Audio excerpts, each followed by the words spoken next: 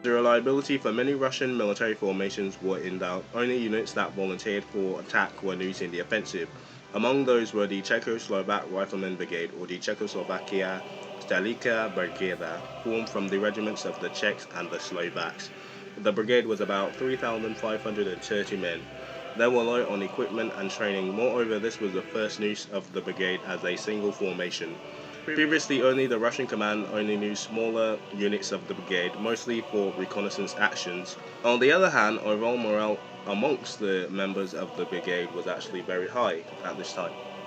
The brigade was commanded by the Russian colonel Vyacheslav Platonovich Choryanyev, but the tactical assault was planned by the Czechs and the Slovak officers serving in the Czechoslovakian legions.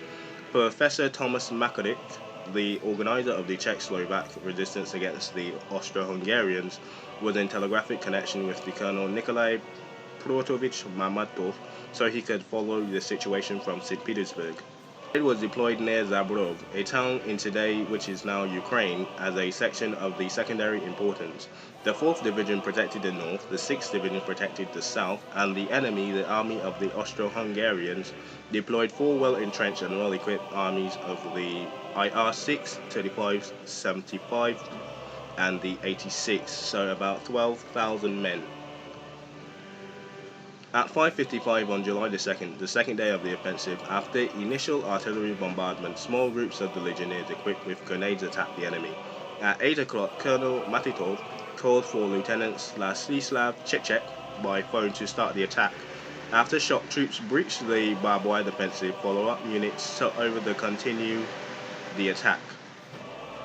After shock troops breached the barbed wire, follow-up units took over to continue the attack. By 3 o'clock in the afternoon, the Legion had advanced deeply into enemy territory, breaking through the entire Austrian trenches, so about 3,300 enemies, or 62 officers as well, were captured, along with 20 guns and large amounts of war materials were seized. The legions lost about 167 killed, 70 mortally wounded, 11 missing, and about 700 injured.